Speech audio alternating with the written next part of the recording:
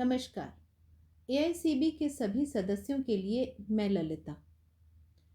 जिज्ञासा, स्मृति विशेषांक, स्वर्गीय श्री ए के मित्तल।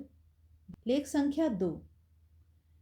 ए के मित्तल एक विराट व्यक्तित्व जिसने संपूर्ण विश्व को आलोकित किया।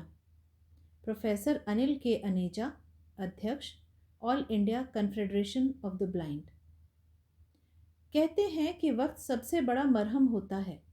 ज़रा पीछे मुड़कर पिछले एक साल को देखें तो मैं यह सोचने पर विवश हो जाता हूँ कि क्या यह कहावत वाकई सच है।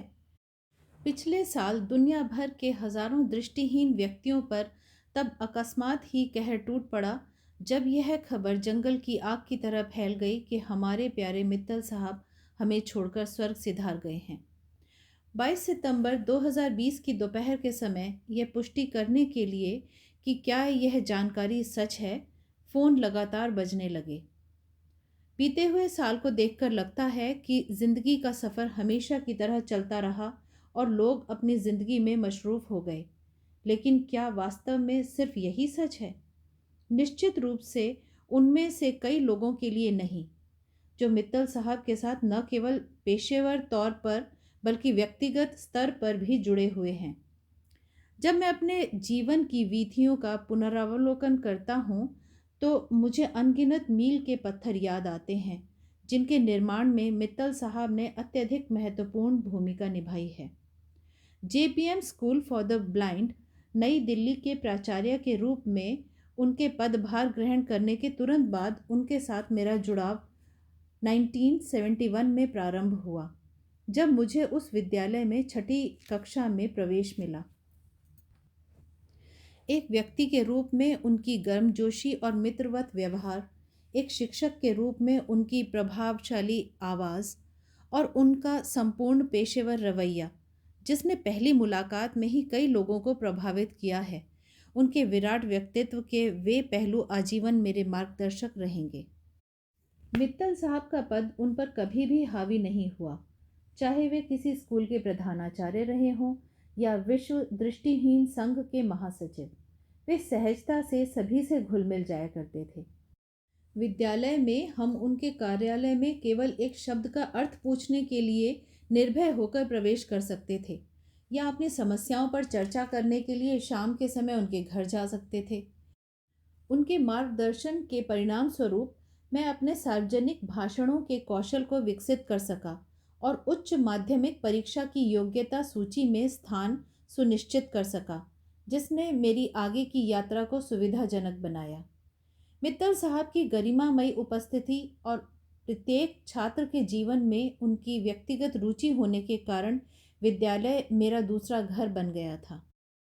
प्रारंभिक दिनों में इतनी सुदृढ़ता से स्थापित यह संबंध वर्षों के साथ निरंतर प्रगाढ़ होता गया, इस तथ्य के बावजूद कि जब तक मैं एआईसीबी में शामिल नहीं हुआ तब तक हम बहुत बार नहीं मिल सके थे। मेरे लिए वह गौरवपूर्ण क्षण था जब उन्होंने मुझे वर्ष 1996 में ब्लाइंड रिलीफ एसोसिएशन में लुई ब्रेल समारोह के अवसर पर मुख्य अतिथि के रूप में आमंत्रित किया। इसके अतिरिक्त उन्होंने मुझे 1998 में एआईसीबी के दूसरे अंतर्राष्ट्रीय प्रौद्योगिकी सम्मेलन के दौरान एक महत्वपूर्ण भूमिका प्रदान की, जहां मुझे दृष्टिबाधित क्षेत्र की कई हस्तियों से मिलकर उन्हें अधिक निकटता से जानने का अवसर प्राप्त हुआ। तब से हमने एक साथ अनेक कार्यक्रमों और सम्मेलनों का आयोजन किया, साथ साथ कई देशों की यात्राएं की तथा विभिन्न परियोजनाओं के लिए एक साथ कार्य किया।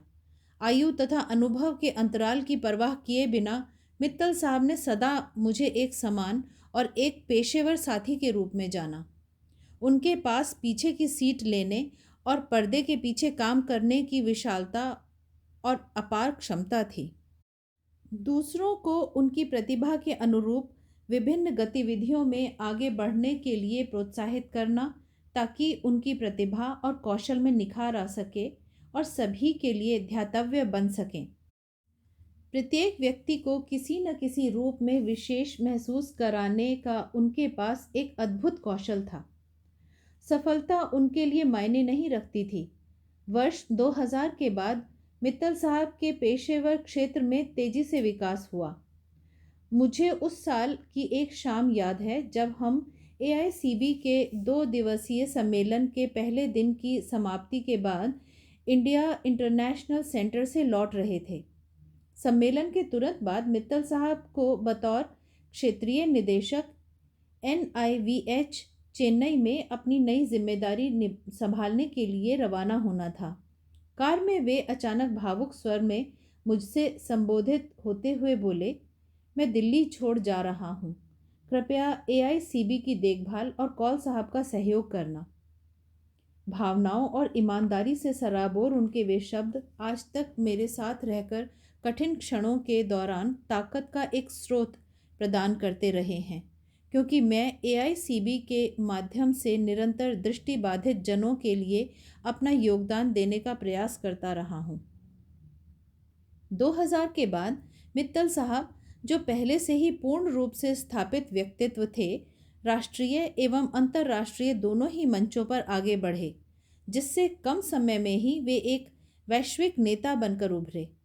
उन्होंने कई महत्वपूर्ण समितियों के लिए अपनी सेवाएं प्रदान की और 2008 में विश्व दृष्टिहीन संघ के कोषाध्यक्ष के रूप में चुने गए। इस अति महत्वपूर्ण पद पर वे 8 वर्ष तक बने रहे। इसके बाद 2016 में उनका चयन WBU के महासचिव जैसे गौरवशाली पद के लिए किया गया। 22 सितंबर 2020 के दुर्भाग्यपूर्ण दिन तक इस पद को सुशोभित करते हुए वे अपनी सेवाएं देते रहे। इस प्रकार की प्रतिष्ठित मान्यताएं एक पूर्णतावादी रवैये, कड़ी मेहनत और दृष्टिबाधित जनों के सशक्तिकरण के प्रति एक अडिग प्रतिबद्धता का परिणाम थी। समय बीतने के साथ हमारी पेशेवर बातचीत एक गहरे व्यक्तिगत संबंध में परिवर्तित होती रही। यह संबंध हमारे साथ न रहने के बावजूद भी निरंतर विकसित होता रहा। मैं मित्तल साहब का ऋणी हूँ, जिन्होंने पेशेवर और त्रुटिहीन मानकों को पूरा करने पर लगातार बल दिया। यह हमारे व्यक्तिगत संबंधों में उनकी करुणा, देखरेख और उदारता है, जिसे मैं हमेशा एक अमूल्य निधि के रूप में अपने पास सहेज कर रखूँगा। उन्होंने मुझे दिन के किसी भी समय और यहाँ तक कि देर रात को भी कॉल करने की स्वतंत्रता दी और साथ ही मुझे एक ऐसा स्थान प्रदान किया जो पारस्परिक प्रकृति का था।